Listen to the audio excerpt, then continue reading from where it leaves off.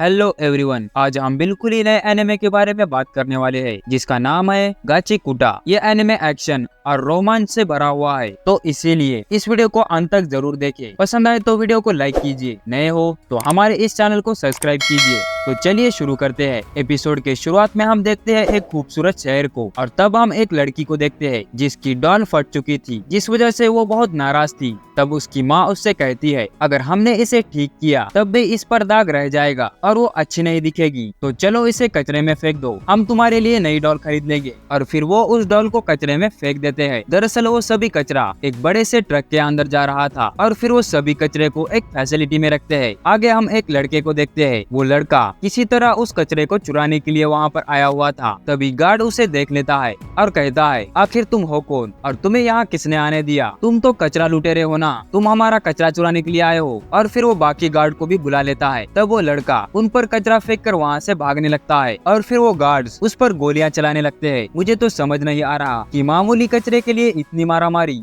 दरअसल वो लड़का बहुत तेज था, वो सभी के गोलियों को डॉच कर वहाँ से भागने लगता है। तब एक गोली उसे छूकर निकल जाती है, और फिर वो किसी तरह गार्ड्स को चकमा देकर वहाँ से निकल जाता है, और वो जाते हुए उस डॉल को चुरा ले जाता है। अब अगले दिन ये खबर पूरे शहर में पहुँच चुकी थी, और दो लड़कियाँ एक आदमी को देखकर कहती है, देखा वो कितना घिनौना है, आखिर वो लोग हमारे यहाँ आते ही क्यों है? और फिर वो आदमी गेट के उस पार चले जाता है, और तब हम एक बड़ी सी दीवार को देखते हैं जिसके एक तरफ अमीर लोग तो दूसरी तरफ गरीब लोग रहा करते हैं। और इन्हीं गरीब लोगों में से एक वो लड़का भी था। वो किसी तरह जाकर कचरे में से काम की चीजें उठा कर ले आता था। इस लड़के का नाम है रूडो। तब वहाँ पर एक लड़की आती है और वो कहती है, रूडो, आज तुमने फिर से कचरा चोरी किया। तुम तो जानते ही हो वो लोग कचरे के बारे में कितना स्ट्रिक्ट है। अगर उन्होंने तुम्हें पकड़ लिया तो वो तुम्हें छोड़ेंगे नहीं। आखिर तुम मामूली कचरे के लिए अपनी जान जोखिम में क्यों डालते हो? इस लड़की का नाम है चीवा। रूडो कहता है, वो लोग काम की चीजें यूं ही कचरे में फेंक देते हैं, और ये सब मुझे देखा नहीं जाता,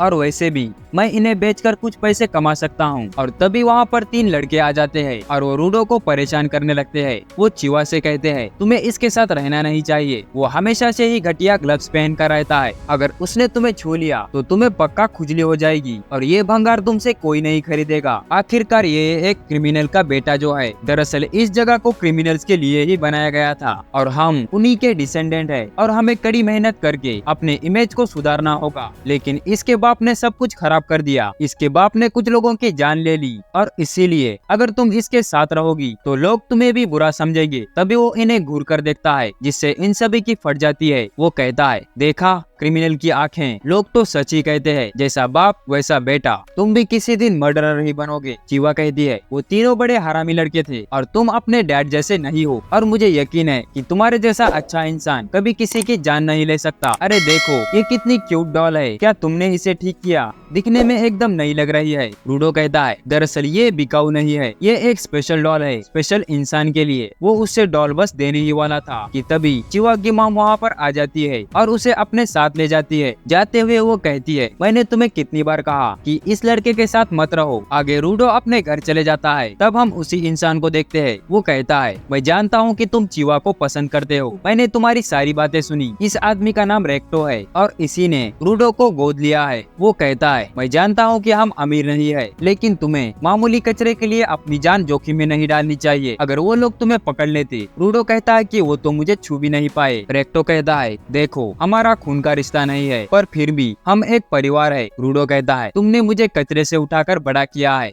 और एक पिता की तरह मेरी परवरिश की है, इसीलिए मैं तुम्हारी बहुत रिस्पेक्ट करता हूँ। वो कहता है, वैसे ये चोट कब लगी? और फिर वो उन पर बैंडेज लगाता है और कहता है, ऐसे खतरनाक काम मत करा करो। रूडो कहता है, ये जख्म उतना भी गहरा नहीं है, जो जख्म मेरे डैड ने दिए है उसके मुकाबले वो तो कुछ भी नहीं है। दरअसल उसके हाथ पूरे काले पड़ चुके थे, इसीलिए वो ग्लव्स पहनता था। दरअसल इस शहर का एक कानून है, जो बहुत ज्यादा गुनाह करता है उसे दी जाती है मौत की सजा। उसे पिट नाम की जगह पर गिरा दिया जाता है, जो कि नर्क से भी बदतर जगह है, और ये रूल एंशिएंट टाइम से चलता आ रहा है, और तुम्हारे डैड को भी पिट में फेंका गया है, तो इसीलिए मैं चाहता हूँ कि तुम अपना ख्याल रखो। रूडो कहता है, जब से मुझे याद है तब से मेरे हाथ काले हैं, और कई बार तो वो बहुत तेज दर्द देते हैं, और लोग मुझे इस हालत में देखकर मुझे घिनौना समझते हैं। और फिर एक दिन रेक्टो ने मुझे देखा और उसी ने मुझे ये ग्लव्स दिए। ये भले ही दिखने में मामूली है, लेकिन इसे पहनने के बाद मेरा दर्द चला जाता है और इसीलिए मैं रेक्टो के एहसान को कभी चुका नहीं पाऊंगा। रेक्टो कहता है, तुम्हें चिवा को अपने दिल की बात बता देनी चाहिए, वरना कोई और उसे उड़ा ले जाएगा। तो सुबह जाकर उसे ये टेडी दो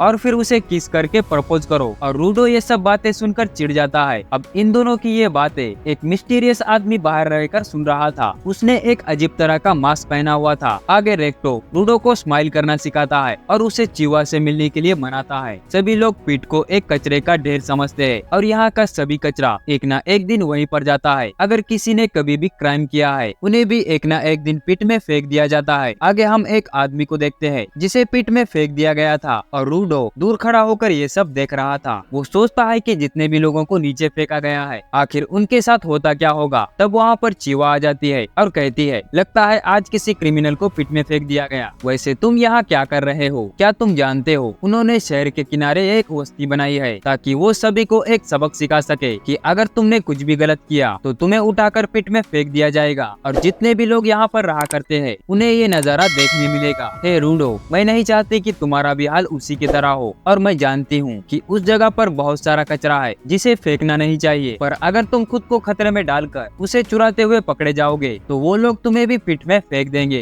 रूडो कहता है, रेक्टो भी हमेशा यही कहता है। इस पर वो कहती है, क्योंकि उसे भी तुम्हारी चिंता है, क्योंकि हम सब तुमसे प्यार करते हैं। रूडो कहता है, क्या तुम भी मुझसे प्यार करती हो? चिवा कहती है, नहीं, मेरा कहने का वो मतलब नहीं था। अरे ये तो वही टेडी है ना। रूडो कहता है, इसे मैंने वहाँ पर देखा था तो मुझे लगा कि ये तुम्हें पसंद आएगा, इसीलिए मैं उसे साथ ले आया और मुझे यकीन है ये उस कचरे से ज्यादा तुम्हारे साथ रहकर खुश रहेगा। चिवा कहती है, ये बहुत प्यारा है, मैं इसका हमेशा ख्याल रखूंगी। और फिर रूडो वहाँ से भागकर चले जाता है। उसे लगा कि वो अब जिंदगी में कामयाब हो गया, इसीलिए वो रेक्टो को सारी बात बताने के लिए भागता है। तब वो कुछ सिपाहियों से टकरा जाता है और फिर वो भागकर अपने घर पहुँचता है। वो जैसे ही दरवाजा खोलता है तब उसे एक आदमी दिखता है जो रेक्टो के ऊपर बैठा हुआ था और उसी ने रेक्टो का मर्डर कर दिया था। उसने रेक्टो के छाती में तलवार घुसा दी थी। ये देखकर रूडो उसको मारने के लिए आगे बढ़ता है और फिर वो रूडो को मारकर वहाँ से चले जाता है। दूसरी तरफ रेक्टो रूडो से कहता है, जल्दी भाग जाओ, यहाँ से भाग जाओ। लेकिन रूडो वहाँ से भागता नहीं। तभी गार्ड वहाँ पर आकर उसे पकड़ लेते हैं और कहते हैं, हमने तुम्हें रंगे हाथ पकड़ लिया, अब तुम बच नहीं सकते। रूडो कहता है, मैंने उन्हें नहीं मारा, वो अभी भी जिंदा है, उन्हें जल्दी से हॉस्पिटल ले जाओ, वो अब भी बच सकते हैं। ऑफिसर कहता है, अपनी बकवास बंद करो, अब तुम बच नहीं सकते मर्डरर, देखो